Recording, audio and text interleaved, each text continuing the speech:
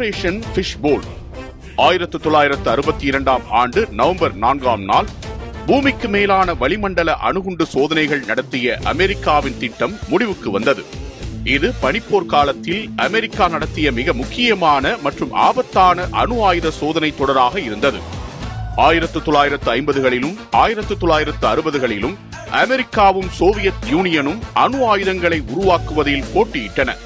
அப்போது அறிவியலாளர்கள் அணுவெடிப்பின் விளைவுகள் வளிமண்டலத்தில் எப்படி இருக்கும் என்பதை, குறிப்பாக அப்பர் அட்மாஸ்பியர் எனப்படும் மேல் வளிமண்டலத்தில் எப்படி இருக்கும் என்ற கேள்விக்கு விடை தேடினர். இதற்காக அமெரிக்கா ஆபரேஷன் ஃபிஷ்போல் என்ற பெயரில் தொடர் சோதனைகளை நடத்த திட்டமிட்டது. மேல்நிலை வளிமண்டலத்தில் அணுவெடிப்பை ஏற்படுத்தி அதன் விளைவுகளை ஆய்வு செய்வதே ஆபரேஷன் ஃபிஷ்போல் திட்டமாகும். உயர்ந்த வளிமண்டலத்தில் அணு வெடிப்பினால் ஏற்படும் மின்னணு மற்றும் கதிர்வீச்சு தாக்கங்களை ஆராய்தல், ஏவுகணை தடுப்பு மற்றும் அணு தாக்கம் எதிர்ப்பு சாத்தியங்களை மதிப்பீடு செய்தல், விண்வெளி செயற்கைக்கோள்கள் மற்றும் ரேடார் அமைப்புகளுக்கு எவ்வாறு பாதிப்பு ஏற்படுத்தும் என்பதை புரிந்து கொள்ளுதல் போன்றவை இந்த திட்டத்தின் முக்கிய நோக்கங்களாக இருந்தன. பூமியின் வளிமண்டலத்தை ஒரு கண்ணாடி கிண்ணம் போல கருதி அதற்குள் அணுவெடிப்பை செய்து அதன் விளைவுகளை பார்ப்பது என்பதால் இத்திட்டத்திற்கு ஃபிஷ் பவுல், அதாவது மீன் கிண்ணம் என பெயரிடப்பட்டது. இத்திட்டத்தின்படி 5 முக்கிய வெடிப்புகள் நிகழ்த்தப்பட்டன. 1962 ஜூலை 9ஆம் நாள் ஸ்டார் ஃபிஷ் பிரைம் என்ற அணுவெடிப்பு சோதனை நிகழ்த்தப்பட்டது. சுமார் 1.4 மெகா டன் திறனுடைய அணுகுண்டு பூமியிலிருந்து சுமார் 400 கிலோமீட்டர் உயரத்தில் வெடிக்கப்பட்டது. அப்போது ஒரு பிரம்மாண்டமான ஒளிக்கதிர் பசிபிக் கடல் முழுவதும் காணப்பட்டது. இது ஆர்டிபிஷியல் அரோரா என்னும் கிரக நீல ஒளிவட்டம் போல விண்ணில் ஒளிர்ந்தது. வலுவான மின்னணு கதிர்வீச்சு பல 100 கிலோமீட்டர் தூரத்தில் உள்ள மின் சாதனங்களையும் சேதப்படுத்தியது.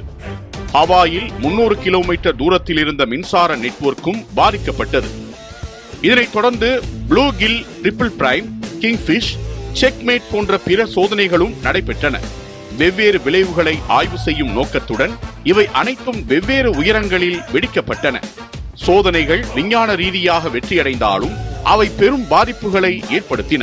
விண்வெளியில் மனித செயற்கைக்கோள்களின் பாதை சீர்குலைந்தது. ஏரியல் 1, டெல்ஸ்டார் 1 போன்ற சில செயற்கைக்கோள்கள் கதிர்வீச்சு காரணமாக சேதமடைந்தன. வளிமண்டலத்தில் நீண்டகால கதிர்வீச்சு மாசுபாடு ஏற்பட்டது. இத்தகைய சோதனைகளின் தீவிர விளைவுகள் காரணமாக உலக நாடுகள் அணு சோதனைகளை கட்டுப்படுத்த வேண்டும் என முடிவு செய்தன. அதற்காக 1963 அமெரிக்கா, சோவியத் யூனியன் மற்றும் பிரிட்டன் ஆகியவை partial nuclear test ban treaty என்ற பகுதி அணு சோதனை தடை ஒப்பந்தத்தில் கையெழுத்திட்டன. இதன்படி வளிமண்டலம், கடல், விண்வெளி போன்ற இடங்களில் அணு சோதனைகள் முற்றிலும் தடை செய்யப்பட்டன. உலகத்தை அணு சோதனைகளின் ஆபத்துகளை உணரச் செய்த ஆபரேஷன் ஃபிஷ்போல் என்பது விண்வெளி அணு ஆய்வின் இறுதி அத்தியாயமாக வரலாற்றில் பதிவானது.